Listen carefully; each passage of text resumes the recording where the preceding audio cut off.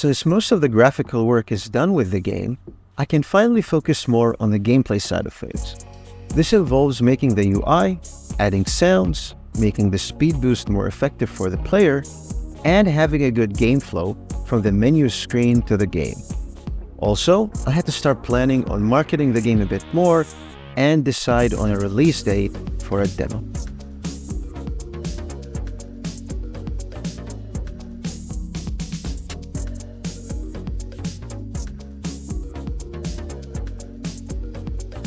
With the code marching out of the way, I focused on providing better information for the player in terms of their current point score and how much boost they have left.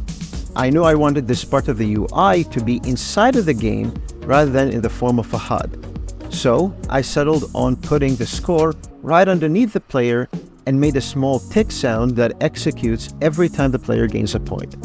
This is how it sounds in-game.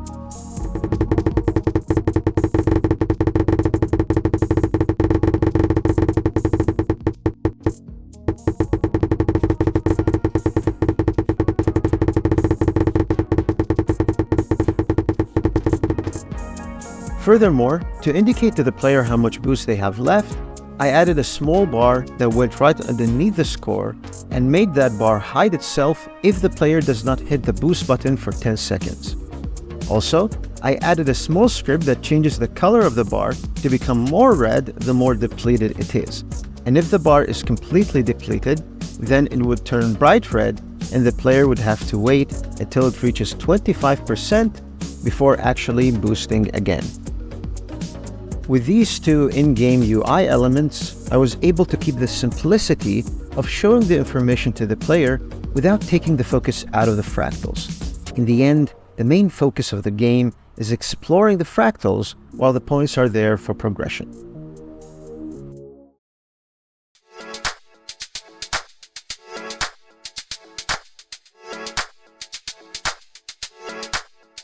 To inch a bit closer to a demo for the game, I also made a couple of menu screens and UI elements with Unity's UI toolkit.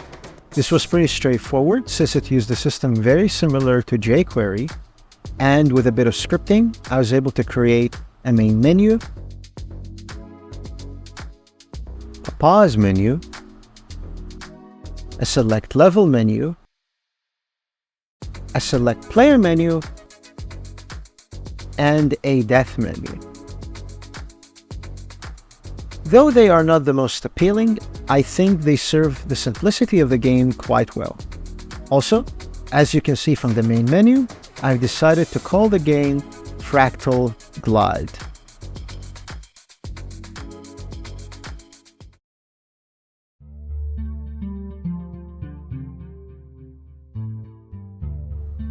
The reason why the boost mechanic made the game much better last time was simply because it gave the player a sense of speed.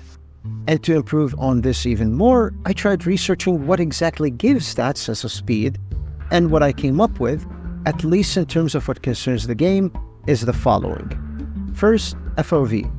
The higher the better, obviously, which I already do since the FOV changes based on the speed of the player. Second is camera sway, which is also something I do, as the camera position lurps towards the player position, but by adding more rotation to the camera based on the player movement, I can actually emphasize the sway even more. Third, camera shake, and this is pretty straightforward, but I didn't want to make the camera constantly shake since that might feel a bit disorienting to the player. So, I limited the camera shake to be connected to gaining points, which acted both as a way to give a sense of speed and to encourage the player to get more points. Fourth, speed lines. These are simple effects that just showcase the path taken by the player and then disappear when the player is moving slowly, which also emphasize the speed factor. And finally, sound. This is easily done by adding a simple wind sound and changing its pitch according to the speed. And like usual, after adding all of this work together, I was able to make the following.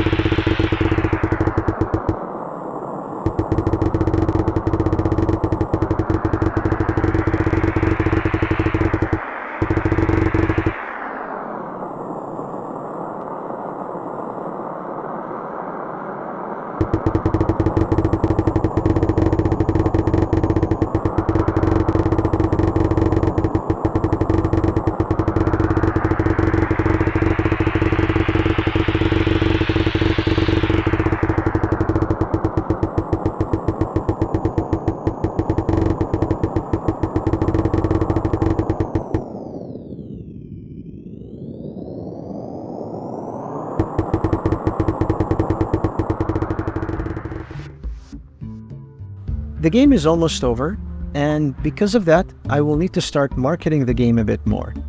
So, I've decided to make a TikTok account where you'll see more smaller videos and explanations. I also made a Twitter account where I'll occasionally post my ideas or other things there. As for a demo for the game, I only need to polish the game a bit more, add a settings menu, and make a Steam page, and I'll be documenting this process on the next devlog.